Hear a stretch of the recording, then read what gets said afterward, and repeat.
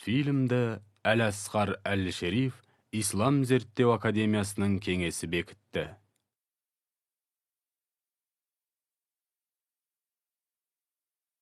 Ислам талаптарына сәйкес Мұхаммедтің саллаллаху алейхи вассалям бейнесі көрсетілмейді. Бұл фильмде Әбу Әл-Хакам мұсылмандар берген есіммен Әбу Джахл деп аталады, яғни надандардың атасы. Badr International.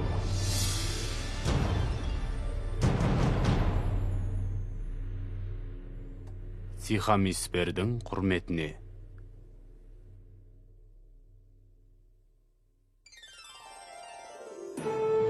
Badr International және Муаффак Машауар Әл-Харези ұсынады.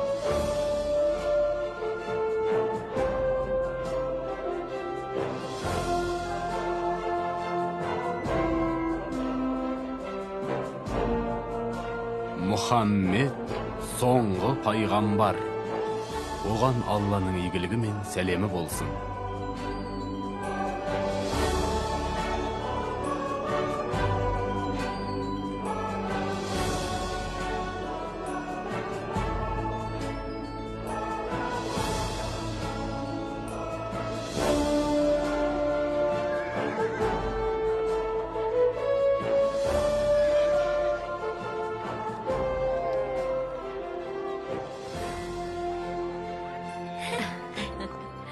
Қызым, асықпайын алайын.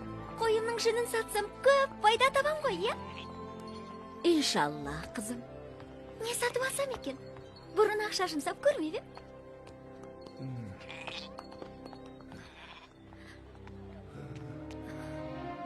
Қараш, әбден жүдеп қалжыраптау. Маған осы Меккеден қол ұшын беретін адамдарды табасың деп еді. Бұл рас. Сихам. Әке, қайда барасыздар? Бұл кісі көмекке мұқтаж. Жәрдемдесуіміз керек, қызым. Сонда қойының жынын сатпаймыз ба? Қызым ау, Алла тағаланың бізге не бұйырғанын еске алсаңшы.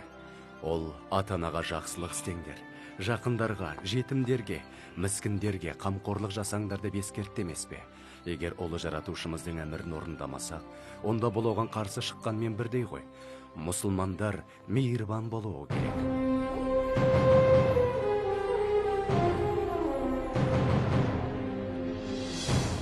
Қызым, бұрын Меккенің жағдайы мүлдем басқа еді. Ол кезде Қағбаға жүздеген пұттар қойылып, арабтар сол тастарға табынатын. Ал ол кезде мен сияқты кедейлер тамағын әрең тауып жейтін. Рахмет, мырзам. Қане қолыңдағыны бер. Балақай, қарыз берген кісі ақшасын қайтарып алғанша асығады. Бұны білмеушімен? Өтінем. Қазір жағдайым жоқ. Үй ішім аш отыр. Мерзімің бітті. Тоқта! Ұстау оны!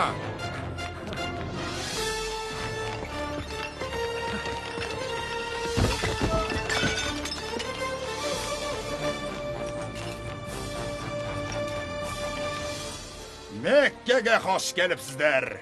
Атартып алыстан келдіңіздер. Сыйлықтарыңыз даямай беріңіздер, садақаның пайдасын көріңіздер. Сонда ғана құдайлар қолдай тепсеріңіздер.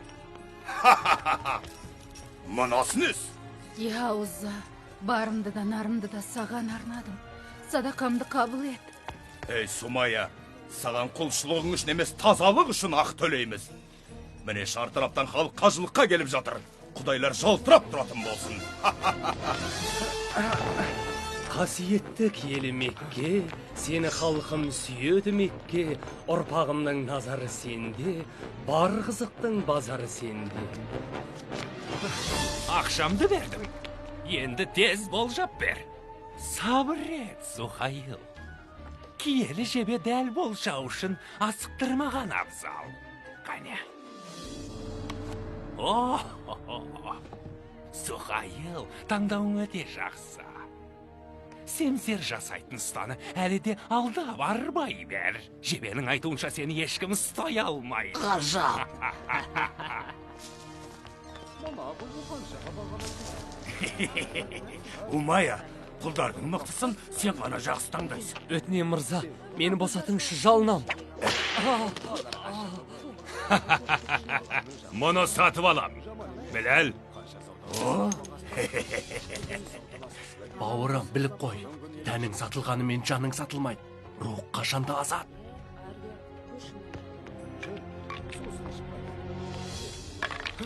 Сен жолдан бұлай тұр. Қазір. Мә балақай, екінші рет лақтыр.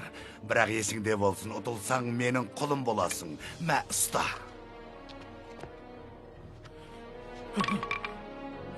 Жоқ. Құлым болдың.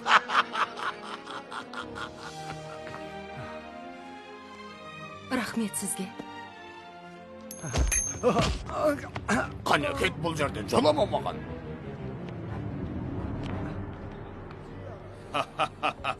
Қараңдаршы, қажылыққа қисапсыз халық жиналды. Биыл 40 болатын болдық. Құдайлардың барлығы Меккеде болған мұндай жақсы болама. Келген халық қандай ақмақ десеңші, көзіне көрінген затты екесе бағаға сатып алады. Дұрыс қой, біздің пайда табуымыз керек. Ал пайданың көзі қажылардың қалтасында. Ал біздің ізгілігіміз қайда? Жұрт мұнда қасиетті қағбаға зиярат ету үшін келеді. Кезінде қажыларға сусын, тамақ беріп, қызмет көрсеткенімізге мәз мейрам болушы едік. Енді оларда табыс көзін айналдырғанымызға масаттанатын болғанбыз ба? Мені меңзеп тұрсың ба? Таныш Абу Жәһіл. Әбу Тәліп біздің ақсақалымыз ғой. Иә, Әбу Тәліп менің дағам. Бірақ біреуді бұлай кінәлау дұрыс емес. Бұл сөз маған да тиіп кетті. Онымен мүлде келіспеймін. Біз болмағанда сырттан келгендер тентіреп кетер еді. Біздің көрсеткен қызметіміз олардың берген қарабақырынан 10 есе артық. Үлкеніміз деп сыйласақ аузына келгенін айтады ғой. Бізге бір өзгерістер қажет ақ. Есіңде болсын, Әбу Тәліп, өзгерістер қатерлі болуы мүмкін. Әбу Тәліп бұл өзгерістерді, яғни күллі адамзаттың көзін ашатын ақиқатты, немере інісі Мұхаммедтің, оған Алланың игілігі мен сәлемі болсын, алып келетінін білмеген еді. Ол Мекке сыртындағы Хира үңгірінде оңашада отырып жиі ойға шоматын. Меккеде құл иеленушілік, әйелдерді қорлау, сараңдық пен құмар ойындар, қыз балаларды тірідей көму секілді жан түршігерлік зұлымдықтардың етек жайғанына қатты қапаланатын. Мекке халқының аталары Ибрахим алейхиссаламның бір Аллаға деген тура дінін тастап, пұттарға табынып кеткені үшін жаны күйзелетін. Мұхаммед саллаллаху алейхи уассалам 40 жасында әдеттегідей Хира үңгіріне келеді. Кенет ол үңгірдің жарқырап кеткенін байқады. Аң-таң болған ол жан-жағына қарайды. Сөйтіп қарсы алдында тұрған Жәбірейіл алейхиссаламды көреді. Сол кезде Жәбірейіл алейхиссалам оқа дейді. Мұхаммед саллаллаху алейхи уассалам оқи алмайым деп жауап береді. Ол оған оқы дейді. Мен оқи алмайым деді. Сол кезде Жәбірейіл алейхиссалам оқы. Жаратушы ең Алланың атымен оқы. Ол адам баласын ұйыған қаннан жаратқан. Оқы, сенің Раббың аса рақымды.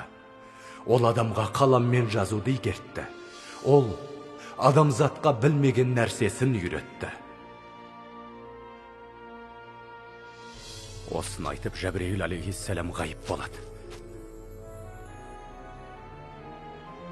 Ал Мұхаммед оған Алланың игілігі мен сәлемі болсын. Көргеніне сенер-сенбесін білмей үрейлене үйіне қарай тұра ұмтылады.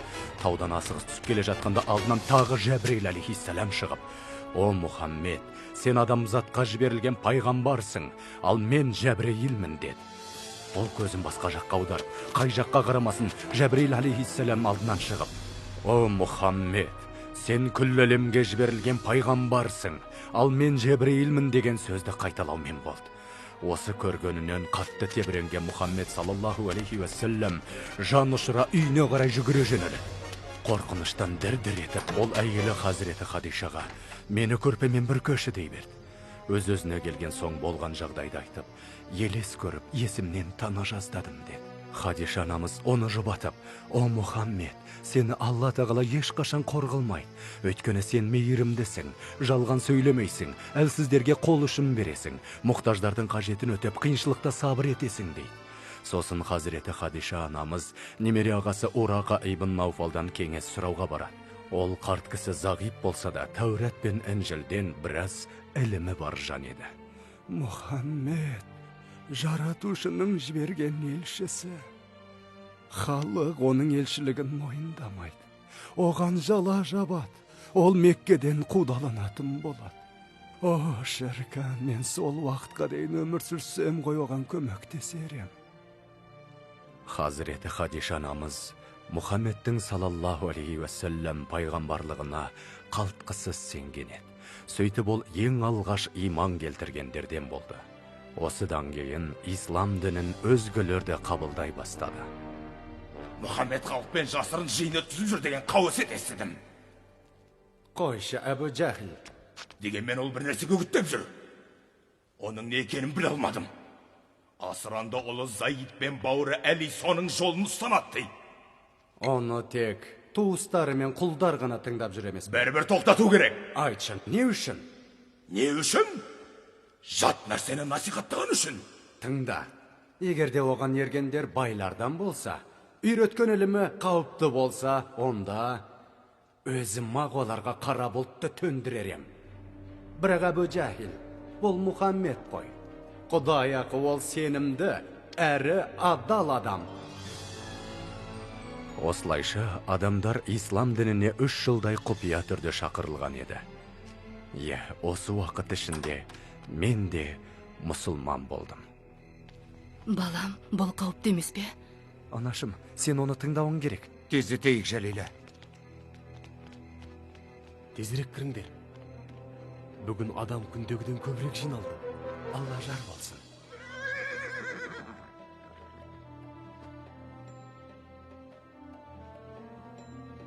Біләл, түн сайын сен қайда барасың? Алла елшісінің уағызын тыңдауға. Біз қандай бақытқа бөлендік десеңші. Алла елшісінің салаллаху алейхи уассалам уағызын өз аузынан естідік. Оның шынайылығын, Құранның жүрекке нұр құятын құдіретін түйсініп, ерекше сезімге бөлендік. Меккеліктердің Құдайға балап жүрген пұттары құртастар ғана екенін. Ал күллі ғаламды жаратқан Алла, оның еш серігі жоқ. Ол Ибрахимнің, Мұсаның, Исаның Раббысы. Алла алдында бай мен кедей, құл мен азат адамның тең екенін, олар тек иман дәрежесімен ғана ерекшеленетінін жеткізді. Насихаттау барысында мына аятты оқыды. Әй адам баласы, шүбәсіз сендерді бір ер, бір әйелден жараттық. Сондай-ақ бір-біріңді тануларың үшін сендерді ұлттар, руларға бөлдік. Шынында Алланың қасында ең ардақтыларың тақуаларың. Ислам бізге әйел затын құрметтеп, олардың құқықтарын қорғауды бұйырды. Өзіміз өмір сүріп жатқан жердің адамзат игілігі үшін жаратылғанын, сондықтан оны аялауымыз керектігін айтты. Ол бізге ақырет күні барын. Онда кім бұл дүниеде тозаң түйірінің салмағындай жақсылық жасаған болса, ол оның сыйлығын көретінін. Ал кім тозаң түйіріндей жамандық жасаса, оның жазасын алатынын жеткізді. Сол түні көбісі куәлік беріп, исламды қабылдады. Ашхаду алла илаха иллаллах ва анна Мұхаммад Расулаллах. Алладан басқа Құдай жоқ. Мұхаммед оның елшісі. Ла илаха иллаллах. Мұхаммадун Расулуллах.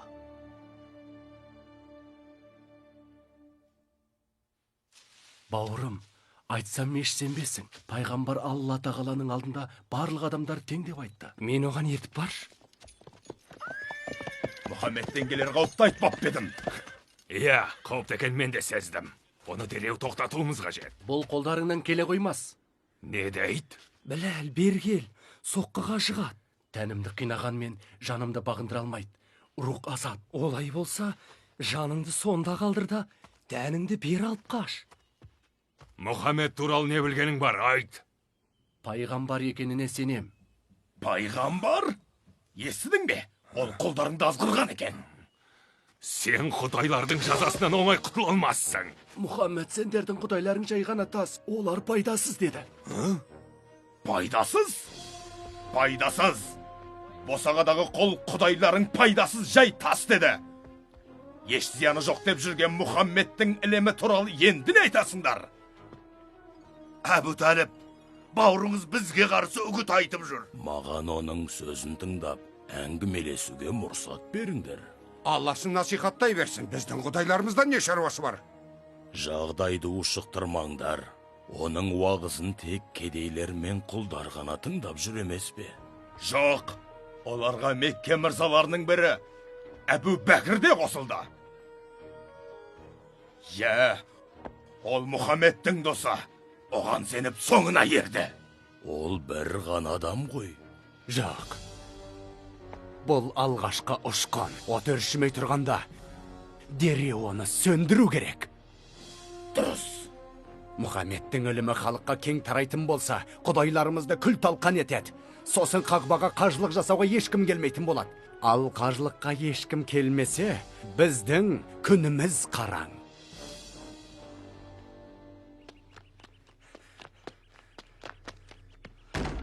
Алла елшісі бәрін Қағбаға жинап жатыр. Не?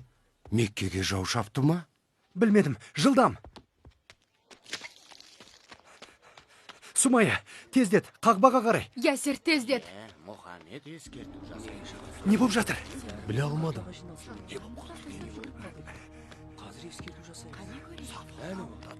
Ал өзі қайда? Пайғамбарды көрдің бе? Әне ол, қара. Әне ол Сафа тауында тұр. Сонда пайғамбар саллаллаху алейхи уассалам былай деді. Әй меккеліктер, егерде ана таудың ар жағынан қалың жау қаптап келе жатыр десем, сөзіме сенер медіңдер? Мұхаммед, сенің әр сөзіңе сенеміз. Сенің шыншыл екеніңді білеміз. Ол сөзін жалғастырып, әй меккеліктер, өз қолдарыңмен жасаған жалған құдайларыңнан бас тартыңдар. Өздеріңді жаратқан бір Аллаға мойынсыныңдар. Мен сендерді жаратушыларыңның әмірлерін орындамасаңдар, ауыр азаптың күтіп тұрғанын ескертпекпін. Өздеріңді тозақ отынан сақтаңдар. Мен тек Алла тағаланың әмірін жеткізушімін. Мен сендерді Раббыларыңның қаһарынан қорғай алмаймын, деді. Көрмейсің бе? Құдайларымызды мазақ етіп жатыр. Тоқтат оны, Әбу Таліп, тоқтат. Құрық кеткір Мұхаммед. Осыған бола жинадың ба бізді сен? Қандай ғажап. Әлхамдулилля. Аллаға шүкір, Оның керемет. айтқанына сеніп қалдың ба сен? Әрине, еш күмәнсіз. Хей! Ол Сафадан түсіп келеді, тезірек жанына барайық. Ей, кетіңдер бұл жерден. Қайда? сөз тигізге қалай батылың барады? Я Расулалла, біз сені қорғаймыз. Кетсін бұл жерден. Аман сол керек.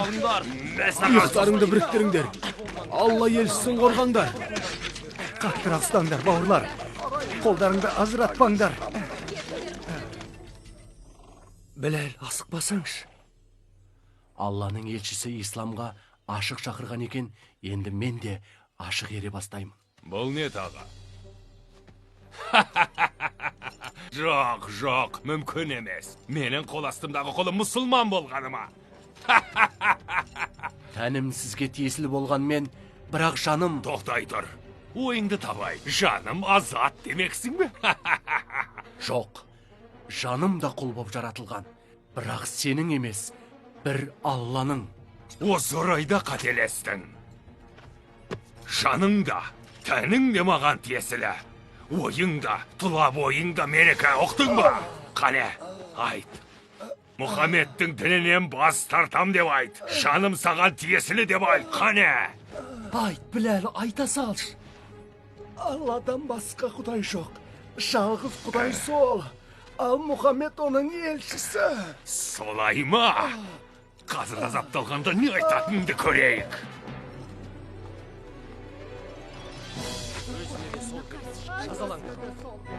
Мұхаммедтің дінінен бас тарт. Біләл, Жалғыз. Ай, бас тартсаң. Алла жалғыз.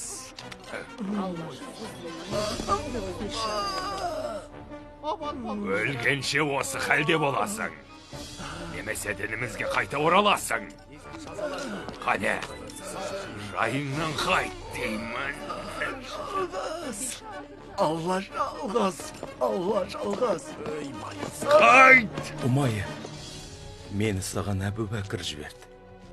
Ол осы жігітті сатып алғысы келеді. Қалағаныңды сұра. Жарайт. Ендеше 10 алтын берсін.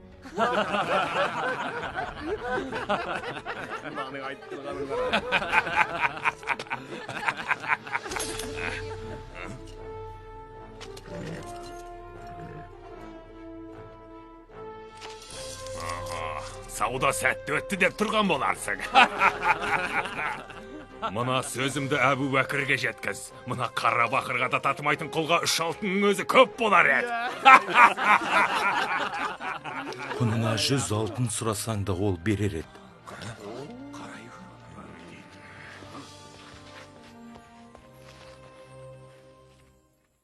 Мұхаммедтің соңына ергендерді қанша азаптасақ та, оның насихатын тоқтатар емес. Себебі неде?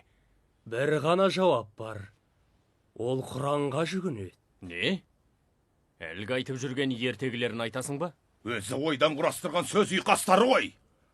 О, кешірім өтінем, Абу Жахіл. Мұхаммедтің айтып жүрген Құраны жай ғана сөз ұйқас емес, ол шынайы, өте әсерлі десем бе, ондайды адам баласы жаза алмайды. Сиқыр ма? Басқаша айтып түсіндіру мүмкін емес пе деп қорқам.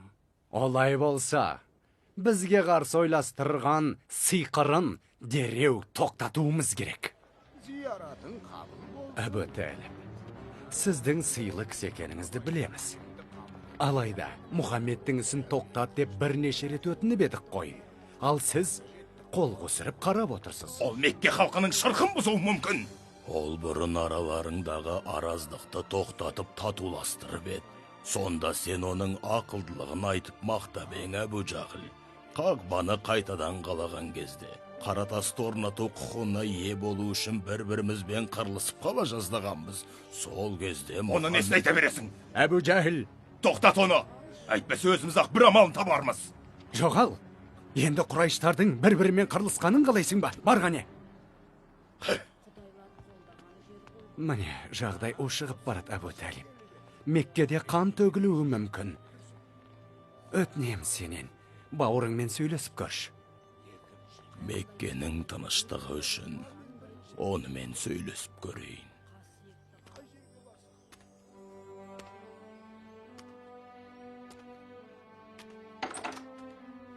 Мұхаммед, есікті жауып жақынырақ кел. Отыра ғой жаныма. Балам Мұхаммед, Құрайыштар насихатыңды тоқтатуыңды талап етуде. Айтқандарына көнбесең сені қорғап қалуға менде қауқар жоқ. Мұхаммед, Құрайыштар саған мынандай ұсыныс жасады. Егер мұны байлық үшін жасап жүрген болсаң, ақша жинап арамыздағы ең бай адам етейік. Ал билікті қаласаң, онда сені патша қылайық деді. Менің өміріммен өз өміріңді өлімге тігетіндей, сен ұстанып жүрген сенім соншалықты маңызды болғаныма, балам. Сол уақытта пайғамбар, оған Алланың игілігімен сәлемі болсын, аспанға қарап, көзіне жас алды. Кейін, «Ай, ағатайым, Аллаға серт. Егер де олар бұл ісімнен бас тартуым үшін оң қолыма күнді, сол қолыма айды ұстатса да, Алладан бұйрық келмейінше, немесе осы жолда құрбан болмайынша тастамаймын» деді. Мұхаммед, қалауың білсін. Өзің ізгі деп тапқан істеріңді жалғастыра бер, ұлым. Мен қашанда қасыңдамын, қазір де, тіпті соңғы демім біткенше де.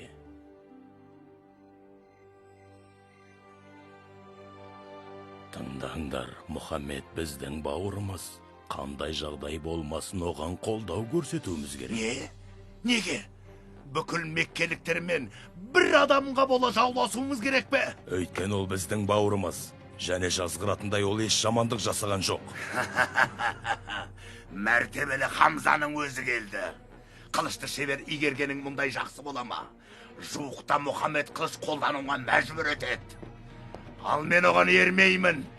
Көзіне періште көрінді екен деп айтқанына көне кетуім керек пе? Қарсымын. Қандай шара қолдансақ та Мұхаммед үгіт насихатын дініне шақыруын жалғастырып келеді. Өтінем, көмектес. Ол бізді құртпай тұрғанда тоқтат оны. Ол келді. Намаз оқып жатыр. Жолдан тұр. Дінсіз. Құдайларымызды қорлауға жол бермеймін. Дін бұзар неме.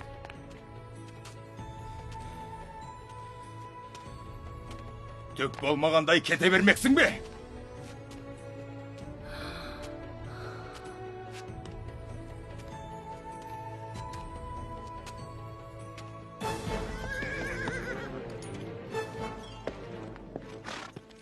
О, Хамза, келдің ау әйтеуір. Не боп қалды?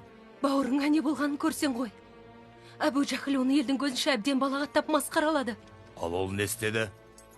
Ештеңе. Өз жөнмен бұрылып кете барды. Ол бүгін осында намаз оқығысы келген еді. Оған ұнамайтын сөздер айттым. Мұхаммедті масқаралауға қалайша дәтің барды? Шайқасын келсе менімен шайқас қорқақ. Мен де оның дініндемін. Ол не айтса соны айтам. Жоқ.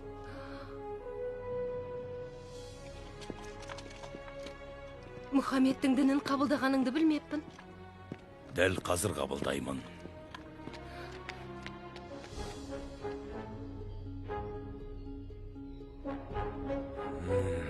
Дереу іске кірісу керек. Мұхаммед, сенің насихатыңның ақиқат екеніне қалтқысыз сенем. Айтқан әрбір сөзің хақ. Енді міне исламды қабылдайтынымды жария етем. Бір Алладан басқа Құдай жоқ. Және сен, Мұхаммед, Алланың елшісісің.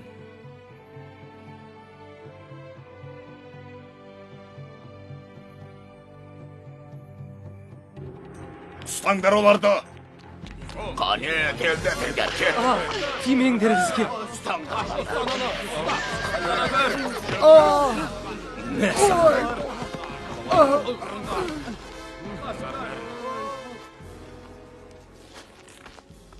Жіберіңдер менің анамды, жіберіңдер. Менің күйеуім қайда? Онда шаруаң болмасын. Мұхаммедтің дінінен бас тарт, құдайларымызды есің ал. Бол! Жоқ. Бол! Өтінем, анашым. Олардың қалаған сөзін айта салшы. Олыңның тілін ал, Сумайя. Шыныңды айт, шұлым. Өміріңді сақтап қалу үшін ғана. Алла мен оның елшісінен бас тартпақсың ба?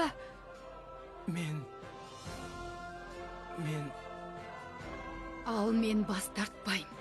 Бір Алладан басқа Құдай жоқ. Мұхаммед оның елшісі. Мені мазақ қылып тұрмысын. Олай болса, о сенің соңғы сөзің болсын.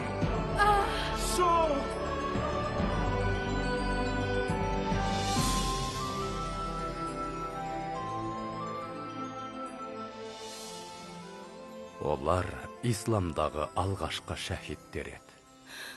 Сумайя мен Ясирдің жандары жәннатта болсын. Аллаға шүкір, Аммар тірі қалды. Оның жағдайы қалай? Оның қайғысына ортақтасып, қасында пайғамбарымыз жүр. Алла елшісі біздің өмірімізге тағы да төнуі мүмкін қауіптің алдын алып, Эфиопияға сапарға дайындалсын деді. Эфиопия? Оның патшасы христиан дінінде. Өзі әділ көрінеді.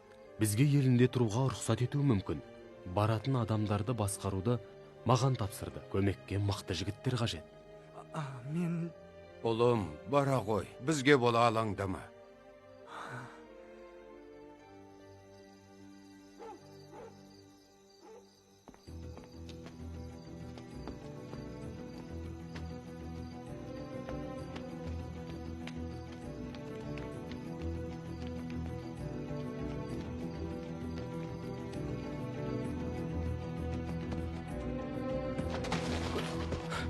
Бауырлар, тездету керек. Олар білмей тұрғанда қаладан шығып кетуіміз керек, тез.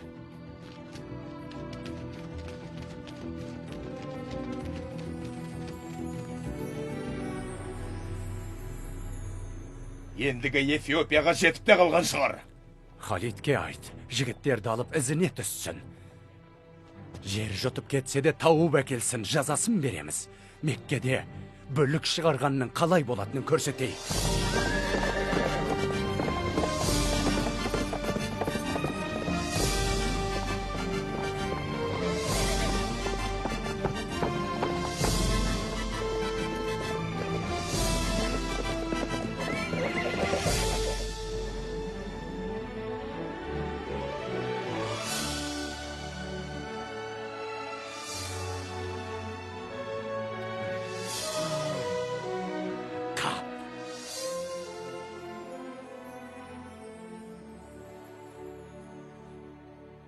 Ең сүйікті асыл тастарымды саған тарту етем.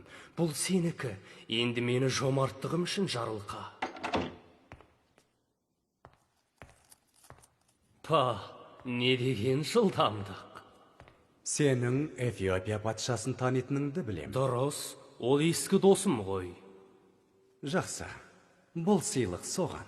Оу, Сен оны сол жақтағы Мұхаммедтің ізбасарларын еліне қайтарып жіберуге көндірсең, сыйлығыңды аласың. бұл тек менің ғана қолымнан келеді. Менің ғана.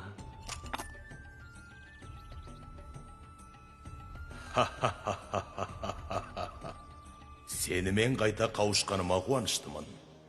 Бұл сыйлықтардың барлығы сізге арналған. Неткен жомарттық десеңші, бұл мен үшін үлкен құрмет. Сіз бұдан да зор сыйлық қалайықсыз. Пайымдауымша сізді меккелік Мұхаммедтің ізбасарлары қызықтырады деймін. Бұлар бүлікшілер мырзам, қаламызда алауыздық тудырды. Енді сіздің еліңізде бүлік шығарама деп қорқам. Мархабат етіп оларды алып кетуге рұқсат етпес пе екенсіз? Маған олар өте момын болып көрінді. Олар басқа діндерді мойындамайды. Бәрін жойып, өз діндерін таратпақшы. Бұған не дейсіңдер? Патша, біз Патшаға тағзым ет. Біз тек бір жаратушының алдында ғана тағзым етеміз. Айттым емес пе? Бүлік басталып та кеттік, көрдіңіз бе? Бұл маңызды емес. Олардың маған тағзым еткен емес, бір жаратушыға деген сенімдері қызықтырады. Жалғастыра бер. Біз мұсылман боп, иман келтіргенге дейін надандық пен бұттарға құлшылық еткен халық ек. Күштілеріміз әлсіздерді қинайтын. Сосын Раббымыз бізге арамыздан елші жіберді. Ол бізді тек бір жаратушыға құлшылық етуге, шыншыл болуға, аманатқа қиянат жасамауға, туыстық қатынасты үзбеуге, көршіге жақсы қарауға шақырды. Жетімнің малын жеуден, өтірік сөйлеп жалған куәлік беруден және басқа да барлық зұлым амалдардан тыйды. Бізге аянбастан Раббымыздың берген нығметтерін жер бетінде әділдік орнату жолында жұмсауымыз керектігін үйретті. Және сол үшін Алла алдында жауап беретінімізді ескертті. Олардың айтқандары амыр. Біздің Исаның үйреткенімен бір нәрсе. Жоқ, патшам, бұлай емес. Олар сіздердің діндеріңізді мүлде сыйламайды. Олар Исаны Құдайдың ұлы емес, жай қарапайым Құдайдың құлы дейді. Иса туралы пайғамбарымыздың бізге үйреткенін ғана айтамыз. Расында Иса алейхиссалам Алланың құлы, әрі елшісі. Иса бейгүнә қыз Мәриямның бойына Алла әмірмен жаратылып, әкесіз дүниеге келген рух иесі. Біздің ұстанған дініміз бен сіздердің діндеріңіз мына екі сәуле тәрізді ұқсас. Әр түрлі сәуле шашқанмен екеуінің шығу тегі бір. Таудай алтын берем десе де сендерді оларға ұстап бермеймін. Менің елімде қалағандарыңша тұра беріңдер. Ал саған келетін болса Ғамыр, мына сыйлықтарыңды алда Меккеңе қайта бер.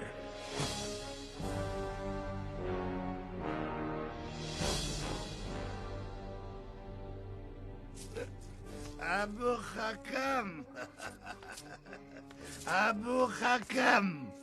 Қажылыққа келген екі бай Kumar oyundan meni utup alam деп ойлады. Мен олардың құлдарына шейін ұтып алдым. Әйтеуір ұтылған екеуің емессіңдер ме? Әбу Жәхілдің туысы Омар ибн әл-Хаттаб Мұхаммедтің дінін қабылдады. Омар? Хаттаптың ұлы Қайсар Омар ма? Я, Омар, я! Жоқ, тек ол емес. Ол Құранның құдіреті жүрегімді нұрландырып жіберді дейді. Содан исламды қабылдапты. Мен не істеу керек екенім білем. Ей құдайлар, жәрдемдесіңдер. Оларды тоқтатуға шамамыз келмей жатыр. Мүмкін сендердің қолдарыңнан келер. Әбу Ләхаб, үніңді өшірмас күнім. Оба жібер оларға. Не дедің? Табылған ақыл. Сен шешімін таптың. Мен бе? Біз оларды ортамыздан аластаймыз. Барынан жұрда етеміз. Керемет! Сосын олар Меккені тастап шығып, обасын бүкіл Араб еліне жұқтырсын. Ал біз оларды жібермейміз. Құрсауда ұстап аштан бұратылғандарын бақылап отыратын боламыз. Аштан? Ол қалай? Халыққа талап қоямыз. Мұхаммедтің адамдарымен тіпті оны қолдайтындармен де барлық қарым-қатынас түзудің шарттарын жазып, оны қағбаға іліп қоямыз. Олардан қыз алмаймыз, қыз бермейміз. Оларға еш нәрсе сатпаймыз және сатып алмаймыз. Мұхаммед қателігін мойындағанша, олар Меккеден аластатылатын болады.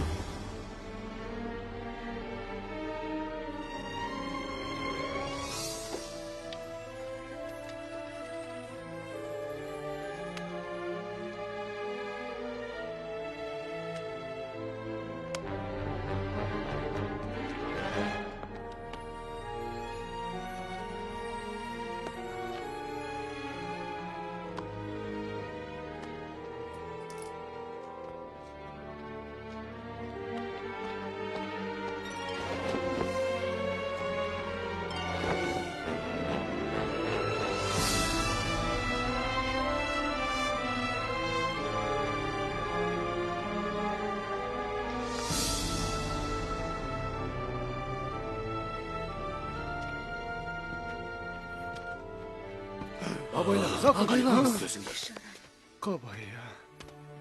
Көп жаса, Мұхаммед. Пайғамбар мен, оған Алланың егілігімен сәлемі болсын. Оған ергендер қуғынға ұшырады. Олар тіпті өз үйлерінде өздерін қауіпсіз сезінбейтін. Сондықтан бас амандығын ойлап, олар тау шатқалына көшуге мәжбүр болды. Алла риза болсын, рахмет. Кешір, өкінішке орай тамақ таусылды. Анашым, тоймай қалдым. Білем, қызым, білем.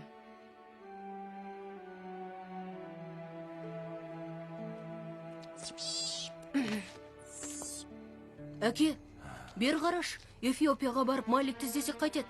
Ұлым, олар бізді жібермейді. Қалай ойлайсың, Малик біздің қандай халде екенімізді біле ме? Білмедім, балам. Оған хабар жібердім, күтейік.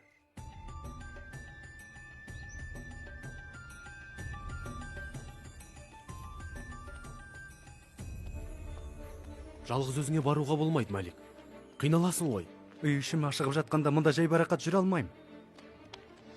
Амар, бары осы. Хадиш анамыз азық түлік сатып алу үшін қолындағы барын сатып болды. Бұның өзі көпке жетпейді. Ұзақ уақыт бойы құрсауда болатынымызды кім білген?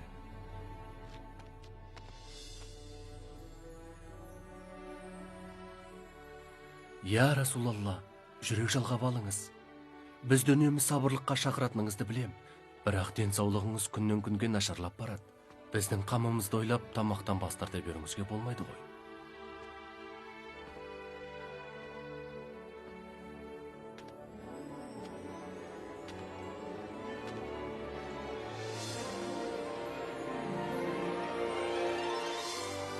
Не боп қалды?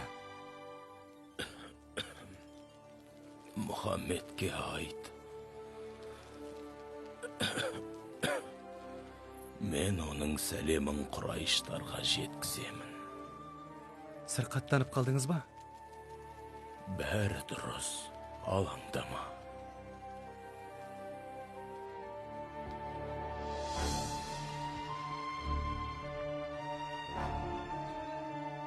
Mına halingdi görüp жүрегім ауырып қалды Әбу Талib. Оныңа күмәнім бар. Мен өлсем, билік саған көшет. Міне сонда Мұхаммедке қастандық жасауға кірісерсің. Солай ма? Иә, дәл таптың. Жақсы. Ендеше, менің айтарым сендерге ұнап қалар. Мұхаммед маңызды нәрсені жеткізуімді сұрады. Егер ол өтірік айтса, онда ол сендерге беріледі. Оған қалаған үкімдеріңді шығарыңдар. Ал егер айтқаны расталса, Мұхаммед пен оның қауымын қудалағандарыңды тоқтатасыңдар. Айта бер. Шартты тыңдаңдар. Сендердің қағбаға іліп қойған, мұсылмандарға қарсы шығарған үкімдеріңді құрт құмырсқа жеп қойды. Жазудан тек Алланың атымен деген ғана сөз қалды.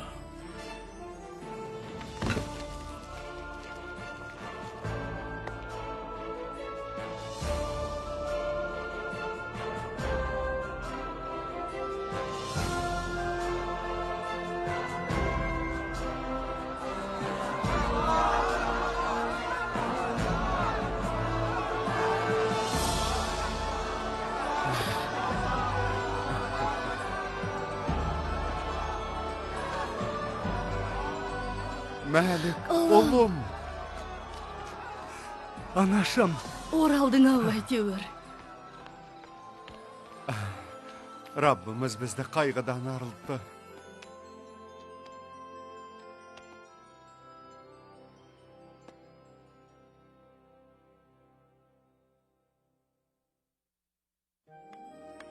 Осыдан кейін мұсылмандардың жағдайы бірте-бірте жақсара бастады. Қандай ғажап десеңші. Алла риза болсын. Мәлік, ұста. Жалила, пайғамбардың зайыбы ауыр халде жатыр. Хадишама? Жоқ. Барып жағдайын біліп қайт.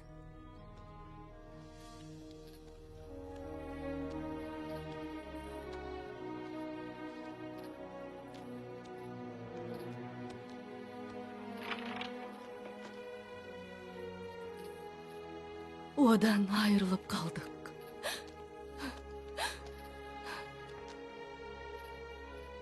Ол 25 жыл бойы пайғамбарымызбен қуанышта да қайғыда да бірге болды.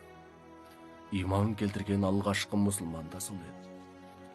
Жаны жәннатта болсын. Біз бұл уақытты қайғылы кезеңде батадық. Өйткені Әбу Талиб те өлім аузында жатыр еді. Бер жақында, Мұхаммед.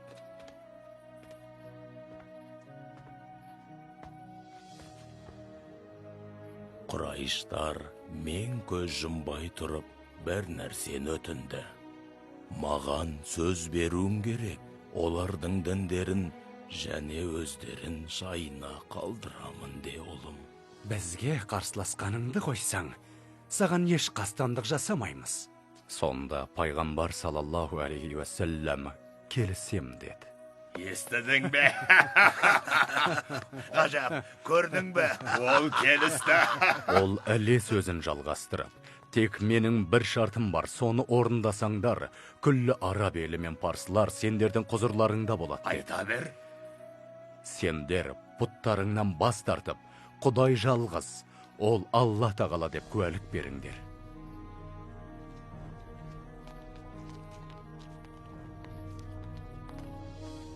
О, ұлым Мұхаммед, бала кезіңде сені маған алып келгенде, өзіңнің ұлы адам болатыныңды сезгем.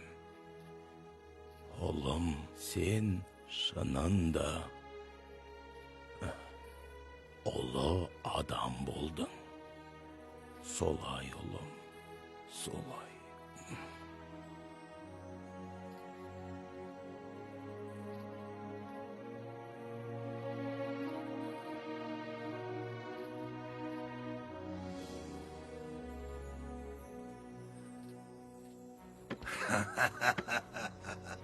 Ақыры жұлдызым жандау. Енді сендердің билеушілерің мен болам. Я, дұрыс. Бірақ билік қолыңда ма? Не? Қаласаң тіпті өзіңді патшамын деп жарияла. Бірақ менің жолымда тұрушы болма. Біз алдымен маңызды мәселені шешіп алайық. Мұсылмандар ма? Жоқ. Мұхаммед.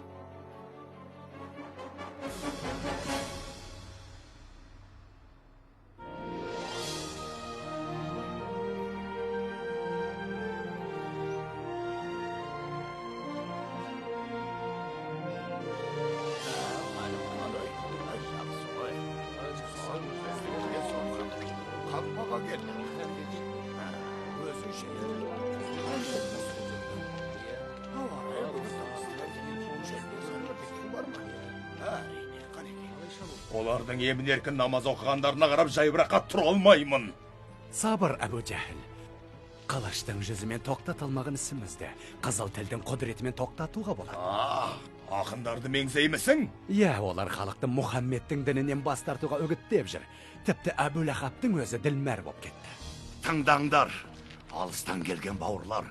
Анау менің бауырым Мұхаммед. Одан сақ болыңдар. Ол сиқыршы, және өтірікші.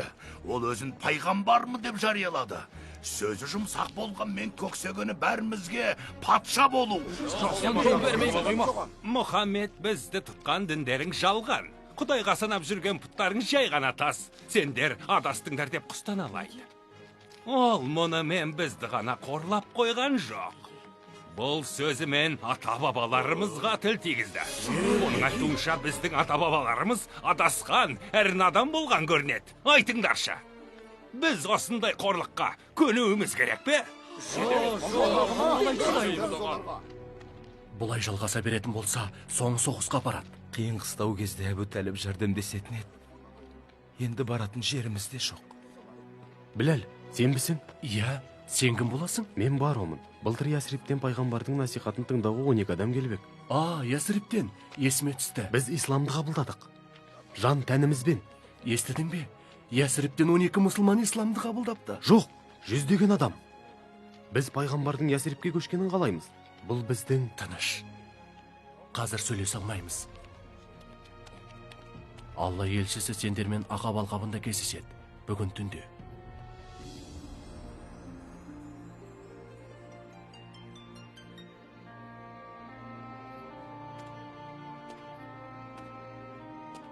Я Расулалла, өтінем сізден. Ясрипке көшіңізші. Айтсам сенбессіз. Біздің қала қанға боялды. Ағасы інісін өлтіруде. Мұндай сұмдықты тек сіздің насихатыңыз ғана тоқтата алады. Халыққа уағыз айтыңыз. Я Алланың елшісі, ал біз сізді бар күшімізбен қорғауға сөз береміз. Я Расулалла, Алла тағала бізге жол сілтеп тұр. Пайғамбар, оған Алланың игілігі мен сәлемі болсын, бұл ұсынысты қабыл етіп, бізге Ясрипке көшуді бұйырды. Мен түнде сапарға шығуға қорқам. Жолға түнде шықсақ, бізді ешкім байқамайды. Неге басқалармен бірге кетпейміз? Тыныш, бәріміз бір уақытта көшсек, жауларымыз біліп қояды. Тез кетейік.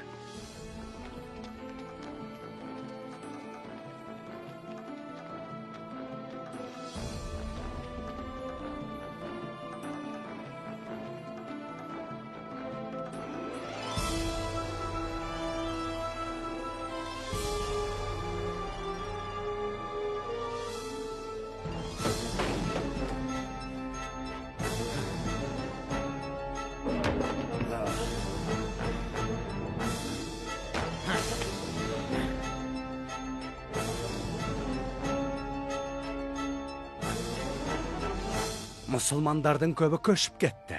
Бірақ Мұхаммед Меккеде қалған мұсылмандардың көшуін күтіп отыр. Оңтайлы сәтте босын айт. Жақсылап ойланып, Мұхаммедке қандай шара қолданатынымызды ақылдасайық. Мүмкін оны зынданға тастарымыз. Жоқ, Меккеден қуып жіберейік. Иә, тентіретіп жіберу керек. Бас ауған жаққа кетсін, сонда Мекке біздікі болады. Ясрипке барып өз патшалығын құрсын дейсің бе? Басқа қандай ұсыныс бар? Өлтіріңдер оны. Не? Бұған ешкімнің батылы бармайды. Оны өлтірген адам Мұхаммедтің әулеті мен басқа тайпалардың кәріне ұшырайды. Оны өлтір дегенде, жалғыз адам өлтірсін деген кім бар? Сендер әр тайпадан бір адамнан алыңдар да, бәрін қосылып, Мұхаммедті бір кісідей өлтіріңдер. Сонда оның қаны барлық тайпаның мойнына жүктеледі де, кімнен кек алатындарын білмей қалады.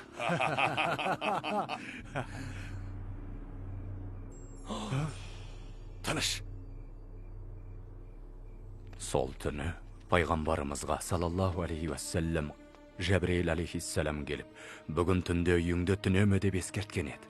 Содан Алла елшісі саллаллаху алейхи уассалам бауыры Әлиді шақырып алып, сен бүгін менің төсегімде ұйықта деп өтінеді.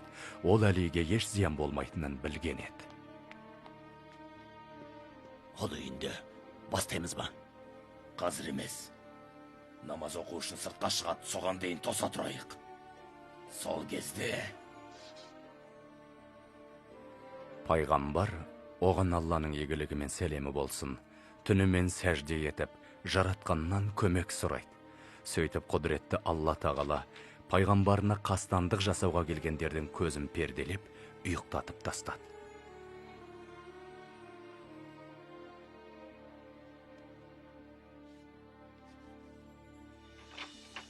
Пайғамбарымыз саллаллаху алейхи уассалам сыртқа шығып, бір уыс топырақты мүшриктердің басына сеуіп, олардың арттарынан да бөгет, алдарынан да бөгет жасап, көздерін қаптадық, олар көрмейді деген Құран аяттарын оқиды.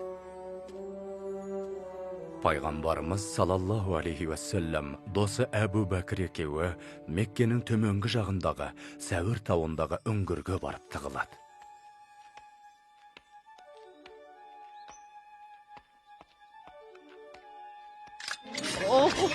Сендер Мұхаммедті күтіп тұрсыңдар ма? Ол қаладан шығып кеткелі қай заман? Бұл мүмкін емес.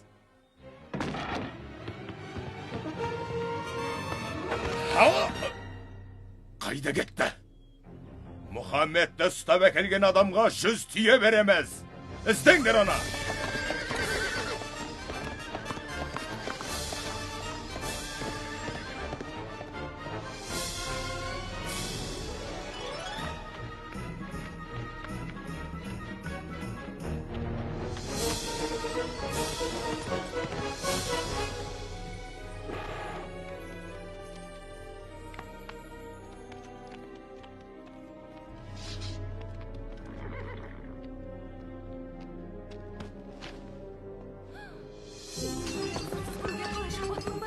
Сен не, араб дәстүрін білмейсің бе? Кет бұл жерден, кет! Ұла!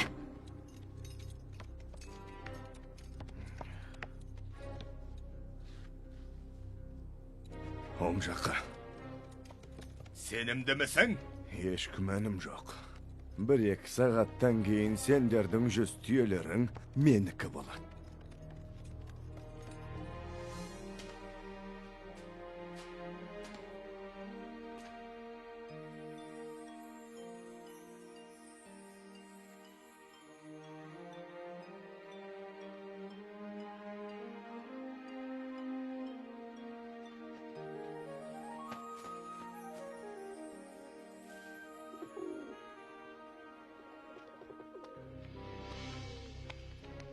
Осының ішінде ме?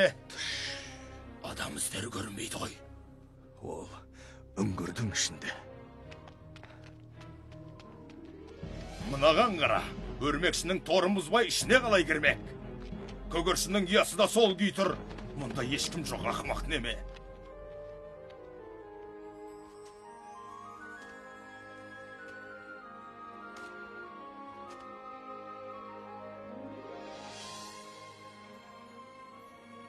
Ясребке аттанар алдында пайғамбарымыз оған Алланың игілігі мен сәлемі болсын, алыстан Меккеге қимастықпен көз салып, өткен күннің бұлдыр елестерін еске алды.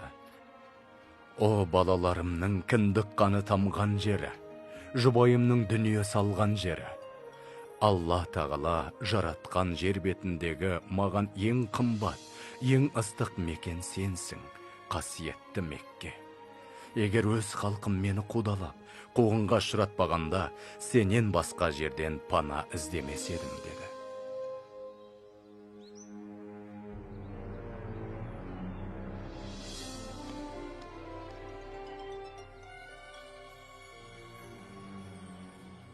Енді аланың аптапсыздығына мұншама төзу мүмкін емес. Меккеден әлі шықпаған шығар. Әлде оны мүшриктер ұстап алды ма екен? Жоқ, ұстаған жоқ. Иншалла, ол келет. Әні ол, Расулалла келет.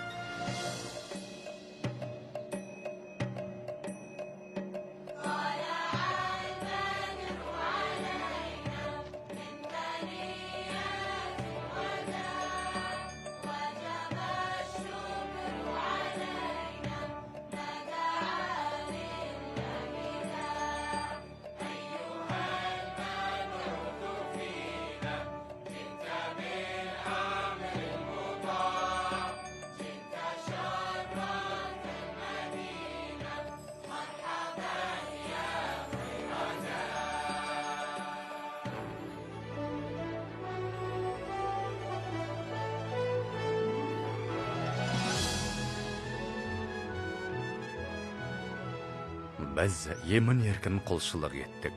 Тұрмыс тіршілігімізде қиындықтар кездессе де, біз бақыт дедік. Қызым, ұстазының тілін ал. Бері кел, Хади. Мен әкеммен бірге мешіт салуға жәрдемдескім келеді. Алдымен ілім ал. Пайғамбарымыз бізге ілім алуды бұйырды. Жарайды.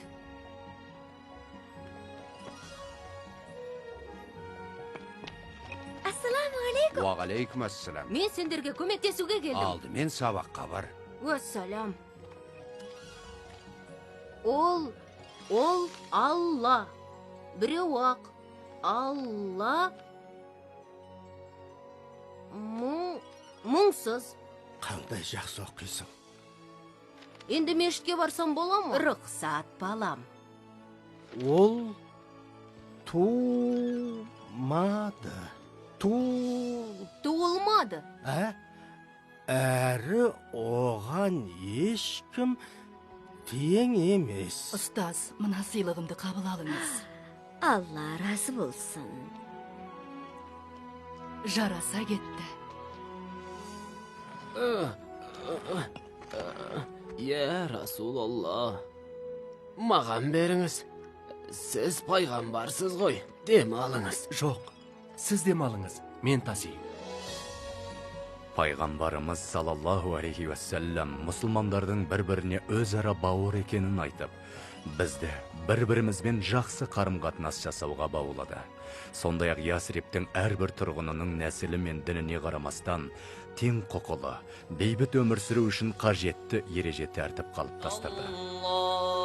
Қараш.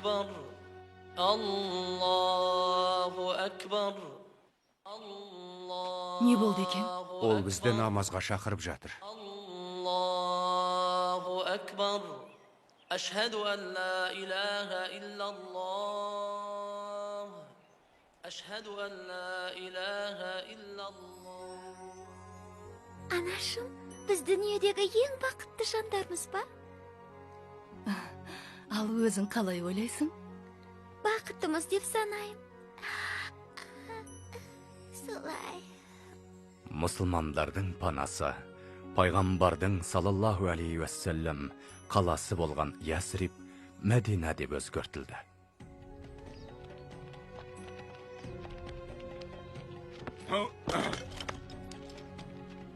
Мұсылмандардың Меккеде қалдырып кеткен дүниелерінің барлығын жинап алдық. Жақсы. Барлығын Шамға баратын керуенге тиеп, сол жақта сатып жібереміз. Олардың мүлкі енді біздің меншігіміз.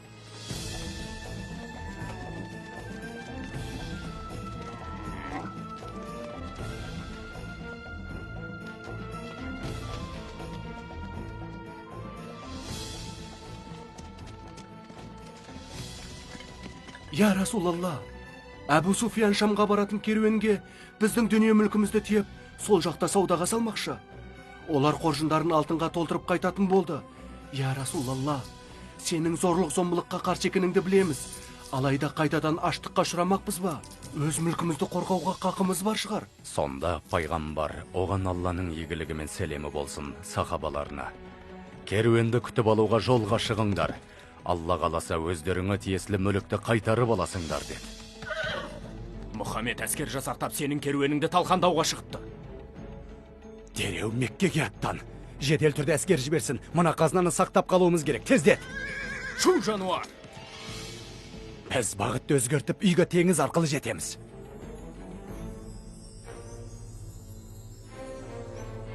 Бүгін әскер жолға шығады. Ал сен болсаң, менің орныма барып соғысасың. Ешқашан олай істемеспін. Менің орныма соғыссаң, қарыздарыңды кешірем. Қарсылассаң, айтпады деме. Қазір-ақ өлтіре салам. Бірақ мен...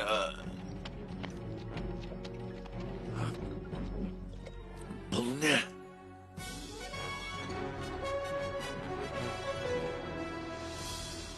Көптен күткен сәт келді.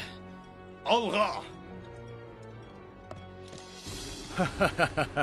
Әбу Жәһіл мұсылмандар әскерінен 2 күндік жерде. Оған хабарла, мен қауіптен құтылдым. Олар Меккеге қайта берсін. Бірақ біздің әскер олардан 3 есе көп қой. Мұхаммедпен соғысу үшін оның өзі аздық етеді. Сондықтан Меккеге жылдам қайтсын деп талап ет.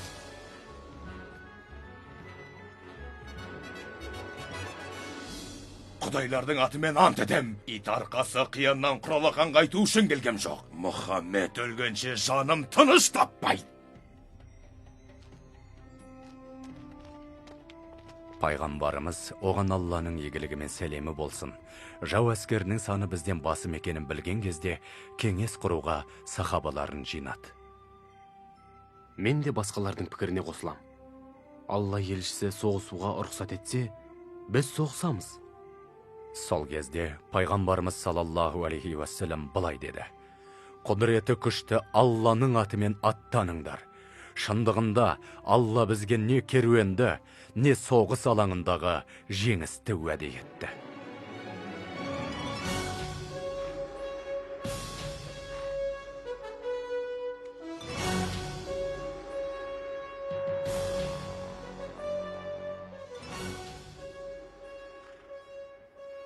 Біз мүшриктермен Бәдірдегі құдықтардың жанында жолықтық. Найзаңды дайында.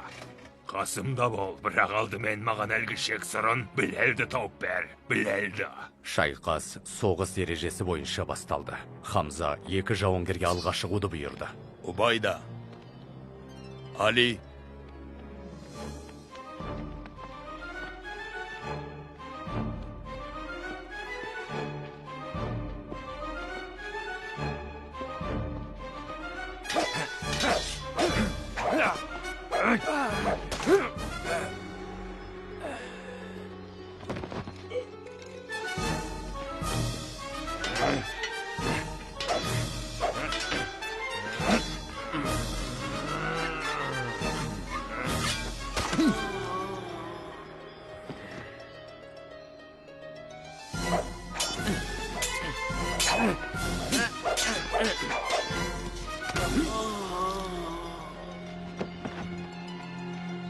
Құдайлар үшін алға!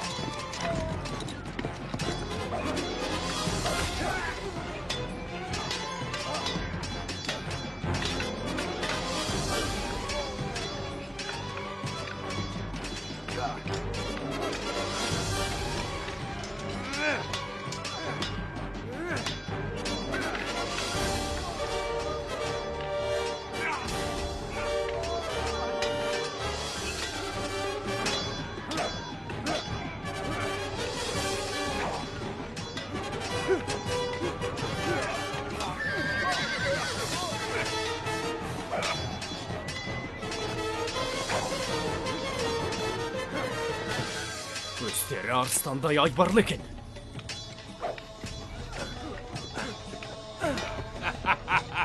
Біләл, Мая? Аллаху акбар!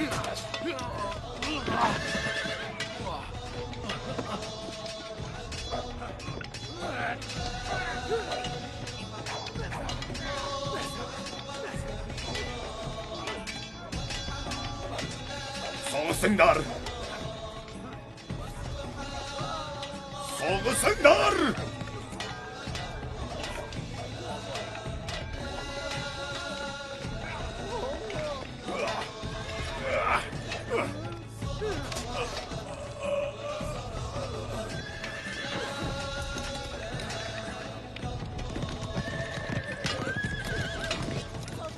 Олар қашты.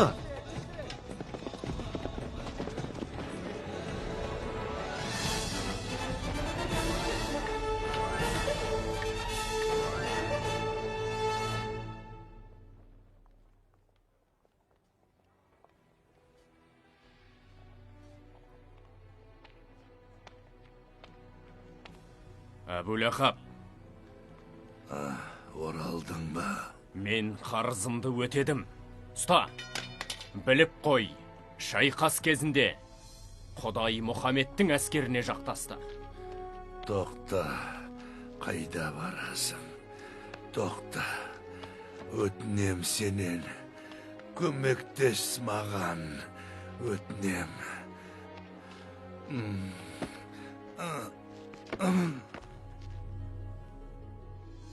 Ақымақ, есуас! Оған керешегін деп айтпап бем. Олар мен әлі соғысармыз. Мәселе онда емес. Біз алғашқы мүмкіндікті пайдалана алмадық. Енді жұрт Құдай расында мұсылмандарды қолдайды деп ойлайды. Айтпады демеңдер, енді оның бетін қайтару мүмкін емес. Ол жай пенде ғой. Жоқ, сен жай пендесің. Ал Мұхаммед тәрізділер сан ғасырда бір туылады. Құдайлар куә. Осы қазынаның бәрін соған қарсы күреске жұмсаймын. Қару жарақ, ат сатып алып, мықты әскер жасақтаймын. Сол кезде кімнің әскері күшті екенін көрерміз. Меккеліктер бізге қарсы 3000-ға жуық әскер жинапты. Я Расулалла, біздің санымыз не бәрі 700. Пайғамбарымыз саллаллаху алейхи уассалам сахабалармен кеңесіп, жақындап келе жатқан жауды Ухуд тауының бөктерінде қарсы алуды ұйғарды.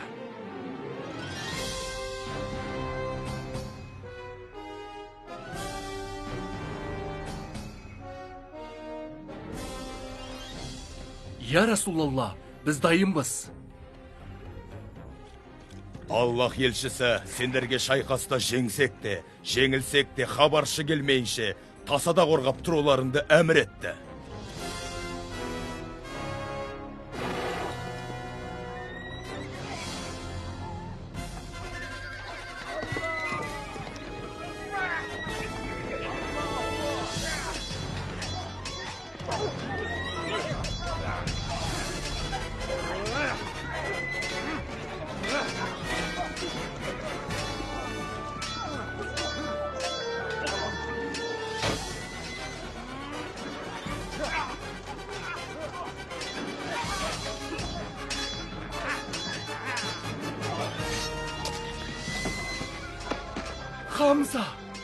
Хамза өлді!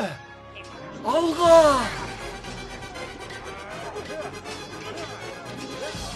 Қараңдар, мүшриктер шегінді. Бұл не істегендерің? Соғысыңдар, соғысыңдар! Тоқтаңдар, соғысыңдар! Алға! Саптары бұзылды! Біз де шегінеміз бе? Жоқ, әлі емес, қара! Қайда барасыңдар? Көмектесуге? Жоқ, болмайды. Пайғамбарымыз кетпеуді бұйырды. Соғыс бітті ғой. Олар қашып барады. Қайтыңдар, қайт дедім. Тоқтаңдар. Алға!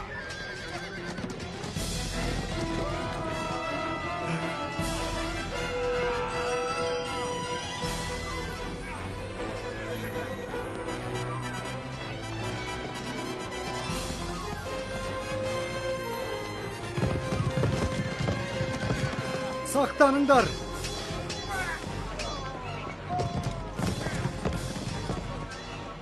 Ту сыртымыздан шабуыл. Алға!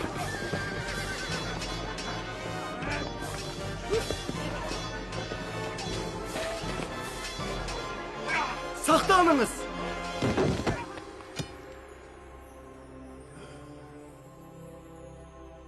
Muhammed öldü. Karanda. Жоқ! Жоқ!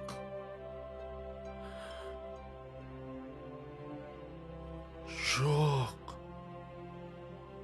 Я Расулалла, бізді тастап кете көрме. Тауға қарай шегініңдер. Біләл, жаман! Шегініңдер, жылдам! Жарақаты ауырма. Мұхаммедтің өлгені рас па? Құлағанын өз көзіммен көрдім. Ей мұсылмандар, естимісіңдер? Бүгін Бадырда өлгендер үшін кек алдық. Біздің құдайлар жеңіске жетті. Біздің сарбаздар жәннатта, ал сендердікі тозақта. Енді неге сенсеңдер деректерің, Мұхаммед бәрібір өлді. Мұхаммед тірі! Мұхаммед тірі! Аллах ұлы! Ендеше біліп қойыңдар. Бүгін өлмесе, ертең өлтірерміз. Біздің бір адам үшін сендердің 4 адамыңды өлтіреміз. Мұхаммед тірі ме? Міне, әйтеуір Мекке көптен күткен өз кегін алды ау. Я, Әбу Суфиян, адамдар бізді жеңіспен құттықтап жатқанда бірге бол. Мұхаммед тірі. Онда тұрған не бар? Хамзаны және оған қоса 70-ін өлтірдік қой. Кел, одан да бәріміз бірге тойлайық. Қалайша тойламақшысыңдар? Бәрі Мұхаммед тірі деп шаттанып жүргенде, қалай жеңісті тойламақсыңдар? Мұхаммед тірі! Енді жағдай өзгереді. Енді мұсылмандарға қарсы тек меккеліктер ғана соғыспайды. Жоқ, әр тайпаның көсемі, күллі араб халқын жұмылдырып, Мұхаммедке қарсы әскер жинауға ант берсін. Жұрттың аузынан Мұхаммед тірі дегеннің орнына, Мұхаммед өлді дегенді еститін болайық. Сосын ислам да өледі. Ешкімде тірі қалмайды. Бар байлығымды Мұхаммедті жою үшін жұмсайым. 10 мың? Біз бұрынғы соғыстарда жау әскері бізден 3 есе көп болса да тас-талқан еттік қой. Бірақ 10 мың әскер деген... Біз оларға тойтарыс бере алмаймыз. Мадинаға жан жақтан шабуылдауға күштері жетеді. Я Расулалла, сіз не айтасыз? Мысалы бізде Парс елінде егер жау қоршауға алып шабуыл жасаса, айналдыра орғазатын едік. Бұған қалай қарайсыз?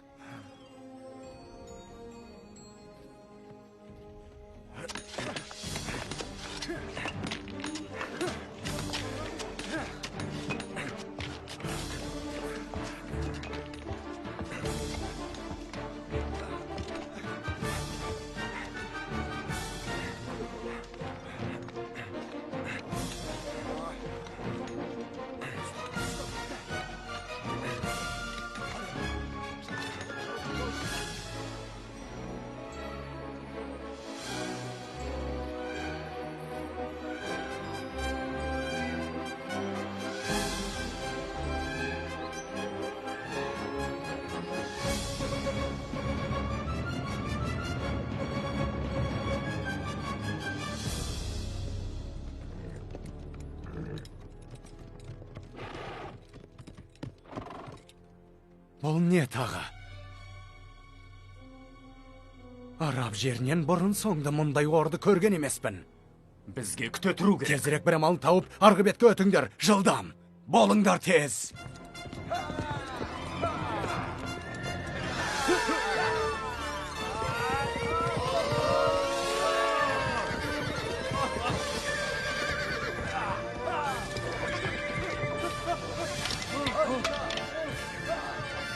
Жалғастыра беріңдер.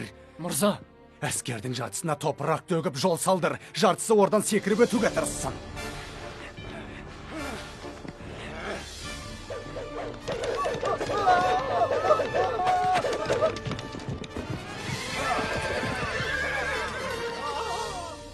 арпалысқанымызға 30 күн болды, жауынгерлер үмітін үзді. Олай болса олармен сөйлес. Сен шешен емес педің. Бар өнеріңді салып әскерді шабыттандыр, шайқасуға көндір. Бұдан пайда жоқ. Олар қазір құдірет иесі мұсылмандармен бірге деп біледі. Олай болса, ертең біреуі де қалмай, жаппай шабуыл жасауға дайындалсын. Айтыңдар, біз әлі көрсетеміз. Біздің әскер олардан анағұрлым көп.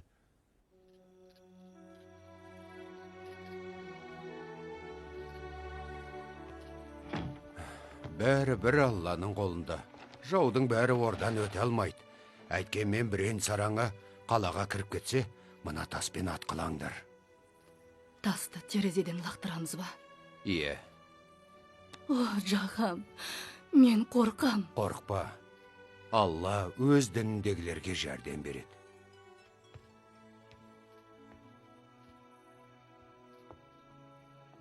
Есікті мықтап жауып ал.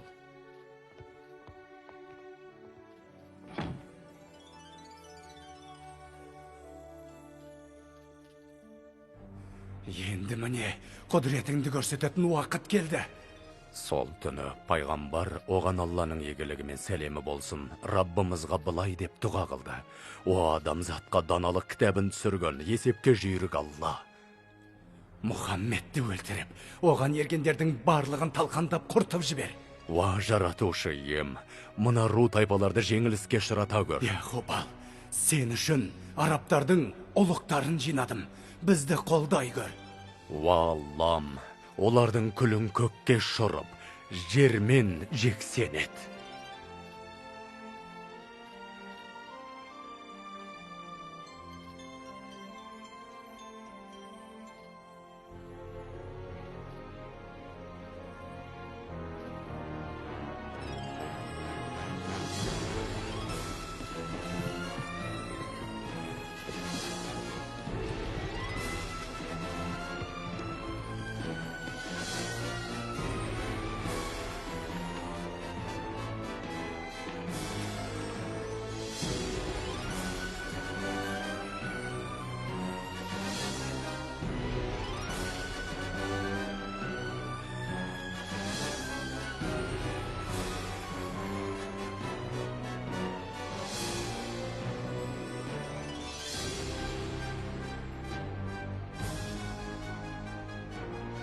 Ей, араб жауынгерлері!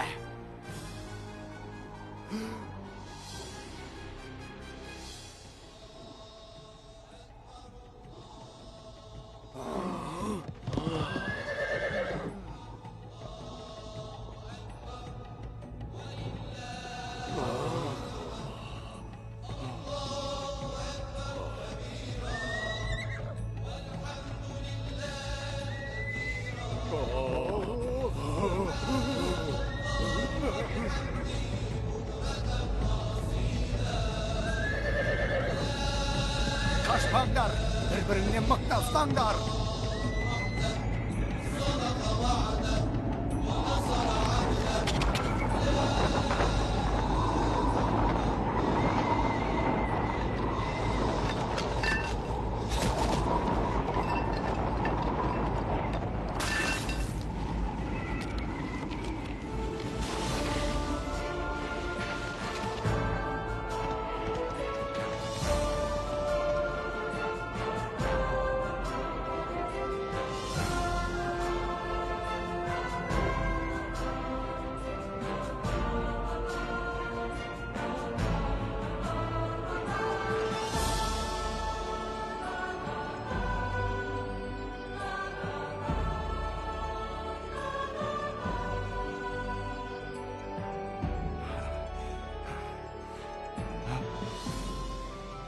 Ya Hubal, meni neге tastap kettin?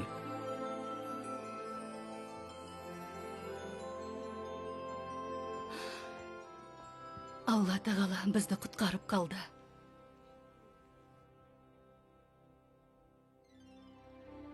Хижраның 6-шы жылының соңында пайғамбар оған Алланың игілігімен сәлемі болсын сахабаларына, түсімде Алла тағала қолыма кілт ұстатып, қағбаға кіргенімді көрсетті деді.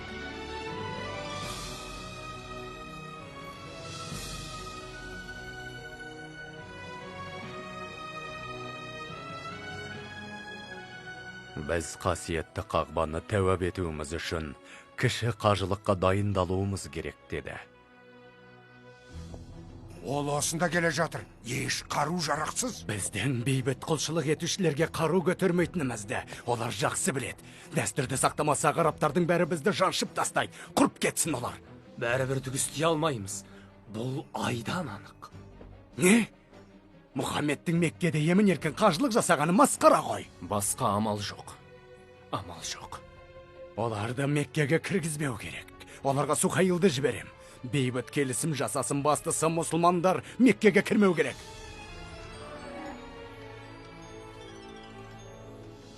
Сендерге бейбіт келісім ұсынам. Оның шарты мынау. Біз сендерге 10 жыл бойы соғыс ашпауға, және сендерде 10 жылдың ішінде бізге шабуыл жасамайтындарыңа сөз беріңдер. Келсесіңдер ме? Бізге Меккеге кіріп, қағбаға тәуап етуге рұқсат ете ме? Әлбетте рұқсат. Бірақ ол келер жылдың еншісінде. Сендер Меккеге кірместен оралдыңдар ма? Ол жаққа келесі жылы барамыз. Келесі жылдан бастап емін еркін барамыз. 10 жыл бойы солай болмақ. Бізге 3 күнге дейін қалуымызға рұқсат ететін болды. 10 жыл бойы бейбіт өмір сүреміз бе? 10 жыл бойы. Иә, 10 жылдың ішінде адамдарға исламды насихаттауымыз керек.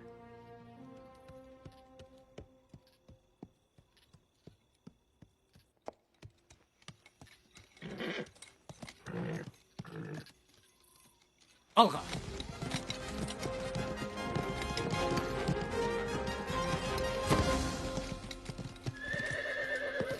Амыр, Мәдинаға не үшін барасың? Мұхаммедпен жолығу үшін. Не үшін? Неге? Не себептен дейім? Исламды қабылдайтынымды айтуға.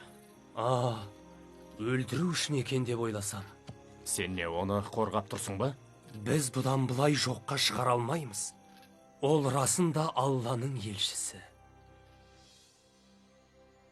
Мен куәлік берем. Бір Алладан басқа құдай жоқ. Және сен оның елшісісің. Мен де куәлік берем. Бір Алладан басқа құдай жоқ. Және сен, Мұхаммед, оның елшісісің.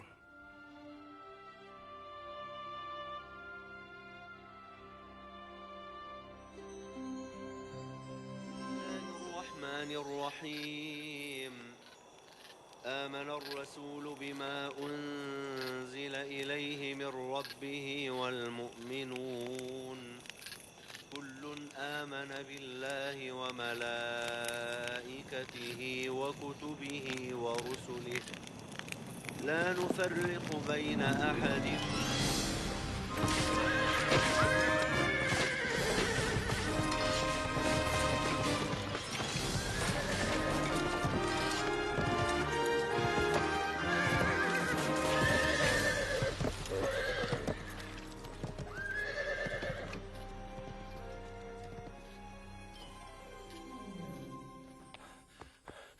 Мүшриктер бейбіт келісімді бұзды. Бейкүнә мұсылмандарды қырып тастады. Сол кезде пайғамбарымыз саллаллаху алейхи уассалам міне Меккеге оралатын кез келді деді. Я Расулалла.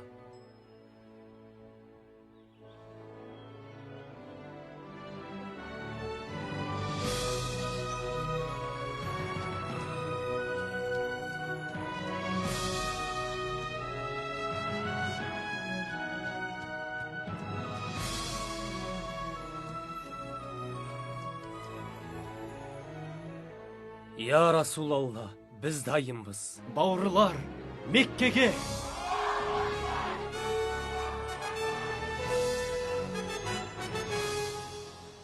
Енді олардың саны 10 мың. Әскерін біздің бұрынғы қолбасшыларымыз бастап келеді. Мені Мұхаммедпен жолықтырсын.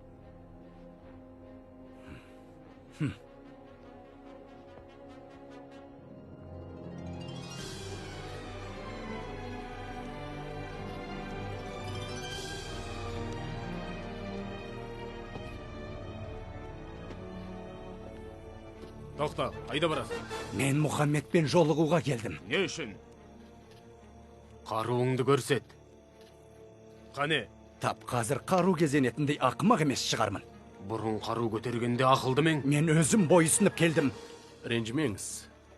Олардың алаңдайтын жөні бар. Өтінем.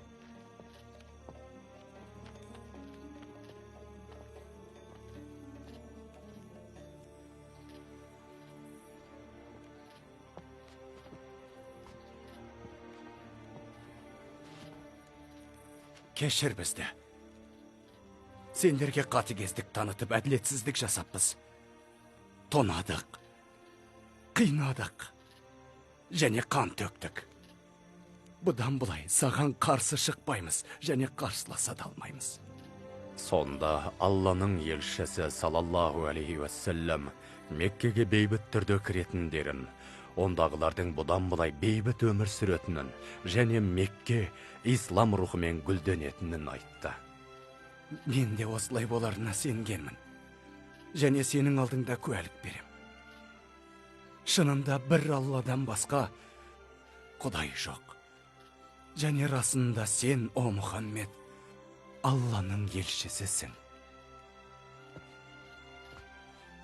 Мен меккеліктерді дайындайын. Мен бақыттымын. Бұрынғы барлық істеген істеріме қарамастан, Мұхаммед тірі деп айталам.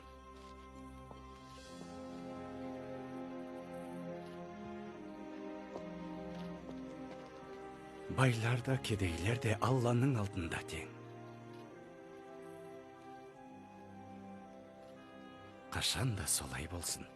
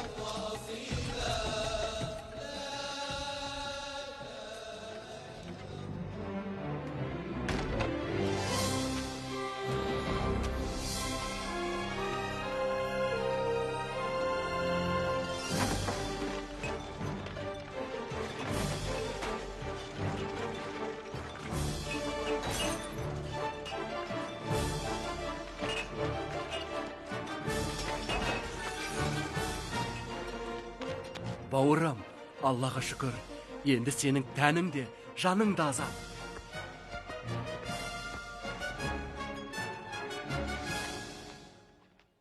Allahu Ekber. Allahu Ekber.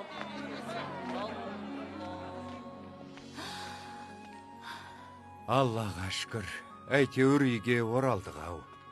Аллаға шүкір. Келіңдер, құлындарым.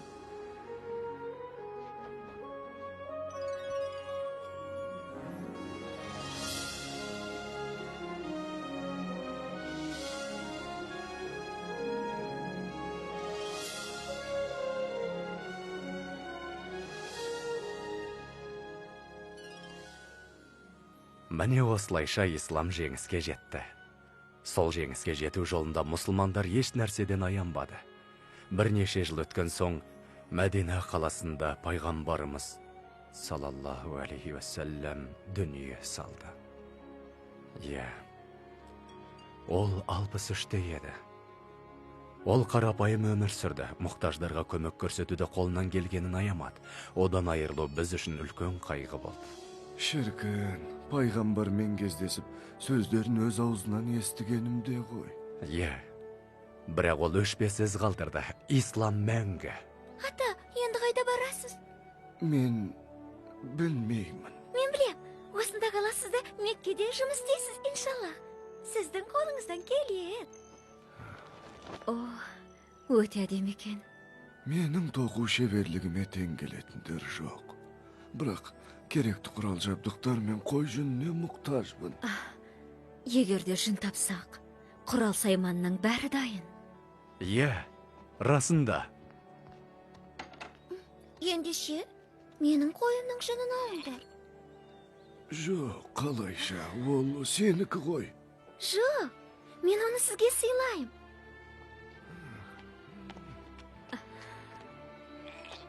Жүріңіз, оның жынын қырқып алайық.